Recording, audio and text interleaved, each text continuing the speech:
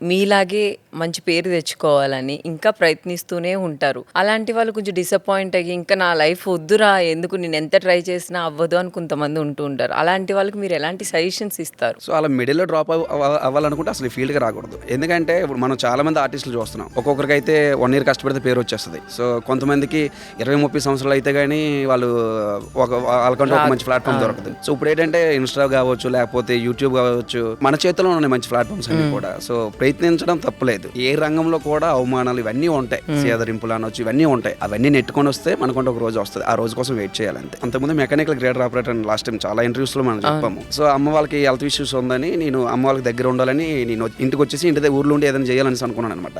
అలాంటి టైంలో రమణ రేలరేల్ అని ఒక స్టేజ్ పర్ఫార్మర్ గా టీము రన్ చేశాను. నా వెనకాల ఒక 10 మంది ఆర్టిస్టులు ఉన్నారు అనమాట. సో అలాంటి టైంలో పక్క వాళ్ళందరూ కూడా అమ్మకెళ్ళి చెప్పేవారు అనమాట, బంగారులాగా డ్యూటీ ఉండేది కదా, ఇప్పుడు ఎందుకు ఆడవాళ్ళతో డాన్సులు ఇవన్నీ కూడా, మీ అబ్బాయికి రేపు పొద్దున్న పెళ్లి ఎలాగ అవుతుంది, పిల్లని ఎలా చేస్తారు, ఎక్కడెందుకు అనవసరంగా పంపించే అన్నట్టు. అలా ఆయన అంటే అమ్మ ఏడ్చుకొని నువ్వు ఎక్కడ వద్దు, నువ్వు వెళ్ళిపోయి అన్నది అనమాట. సో ఆ రోజు నేను అమ్మ కోసం వెళ్ళిపోయి ఉంటే నేను ఈ రోజు మీ ముందు ఉండేవాడిని కాదు.